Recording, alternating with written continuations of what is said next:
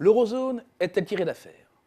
Au Sud, les efforts d'ajustement par la déflation salariale commencent à produire leurs effets sur la compétitivité coût. Une compétitivité qui s'améliore, une profitabilité des entreprises qui bat des records et des équilibres extérieurs qui se restaurent. L'Espagne, mais aussi le Portugal, exportent désormais à des rythmes qui n'ont plus rien à envier à ceux de l'Allemagne. C'est un changement radical par rapport à la situation qui prévalait avant la grande récession. Souvenez-vous, derrière un équilibre de façade, l'hétérogénéité est alors à son compte.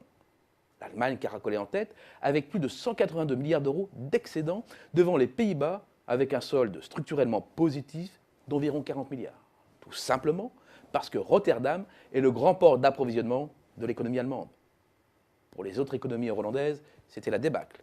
Une descente aux enfers pour le Portugal, suivi de la France, l'Italie, la Grèce et de l'Espagne qui portait alors le bonnet d'âne avec un déficit de 105 milliards d'euros.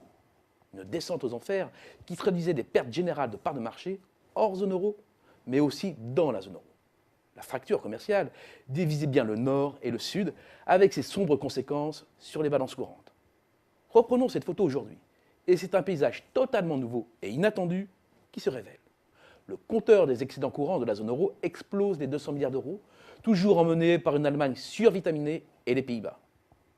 Mais attention, si les excédents allemands continuent de gonfler vis-à-vis du reste du monde, ils se contractent avec les pays de la zone euro. L'Allemagne, triomphante dans la crise, doit désormais partager les fruits de la reprise, notamment avec les pays du Sud. Le déficit abyssal espagnol s'est transformé en un excédent de 7 milliards d'euros. Les déséquilibres italiens et portugais sont, eux, résorbés. La seule véritable ombre au tableau, ce n'est pas la Grèce, qui est à un cheveu de l'équilibre. Non, ce qui fait tache dans le décor, c'est bien la France qui a toutes les peines du monde à s'extirper de ces déséquilibres courants, même si la situation s'améliore à petits pas. Sur l'ensemble de la zone euro, le plus intéressant, c'est que le redressement des uns ne se fait pas au détriment des autres. Le Sud se redresse, et qui l'eût cru? L'eurozone regagne ainsi en cohérence et devient bien une région compétitive.